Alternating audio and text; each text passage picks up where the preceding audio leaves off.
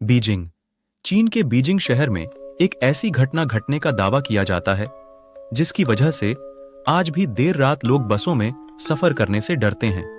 करीब 2 दशक से भी ज्यादा समय से रूट 375 की भुताहा बस की कहानी सुनाई जाती रही है। ये कहानी कितनी सच्ची है, साफ नहीं है। बीजिंग की वेबसाइट समेत कई अंग्रेजी वेबसाइट्स पर कहानी वायरल है, पर जो भी इसे सुनता है वो इस रूट की बस पर कभी नहीं चढ़ता। ये घटना 14 नवंबर 1995 की बताई जाती है। 14 नवंबर की सर्द रातों में एक वृद्ध और एक यंग लड़का रूट 375 की आखिरी बस का इंतजार कर रहे थे। दोनों के बीच नॉर्मल बातचीत चल रही थी। ठंड की वजह से सड़क सुनसान हो चली थी और हल्के कोहरे से ढक गई थी। ठीक 11 बजते ही उस रूट की आखिरी बस नजर आती है। बस स्टॉप पर बस रुकते ही वृद्ध और लड़का बस में चढ़ जाते हैं।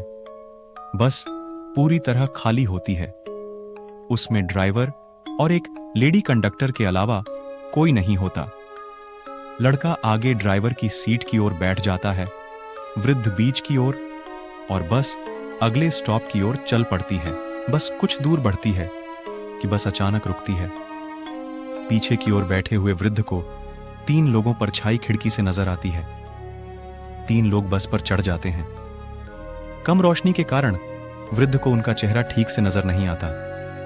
बस वो ये देख पाता है कि 2 लोग अपने बीच किसी एक व्यक्ति को सहारा दे रहे हैं। उस व्यक्ति का सिर नीचे झुका हुआ होता है।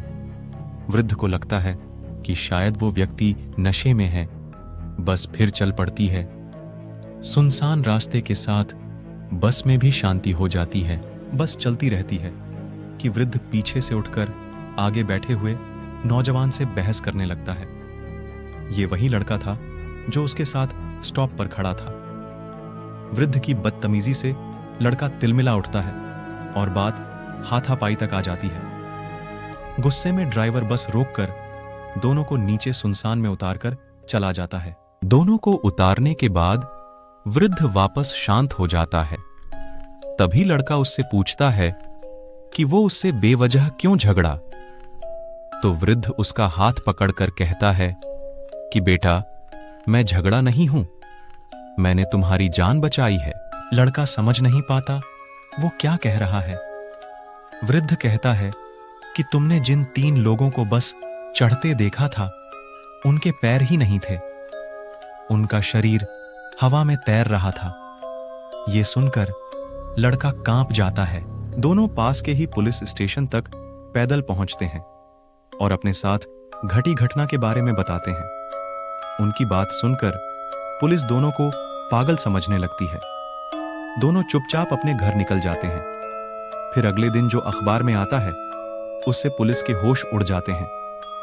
जिस कंपनी की बस इस रूट पर चलती है उसकी ओर से बस ड्राइवर कंडक्टर समेत गायब हो जाने का दावा किया जाता है। पुलिस आनन फानन में वृद्ध और उस लड़के को खोजने लगती है जो देर रात आए थे। दोनों मीडिया को अपनी कहानी बताते हैं कि अगले ही दिन बस का पता चल जाता है। पुलिस अगले दिन एक बस एक्सीडेंट की सूचना मिलती है। ये वही बस होती है जिसका जिक्र वृद्ध और उस लड़के ने किया था। पुलिस की नींद उड़ जाती है। बस को पानी से निकाला जाता है तो खौफनाक दृश्य सामने आते हैं। उसमें से ड्राइवर और कंडक्टर की लाशें मिलती हैं। इसके अलावा 3 बुरी तरह सड़ी हुई लाशें निकलती हैं। साइंटिफिक टीम भौंचक्की रह जाती है।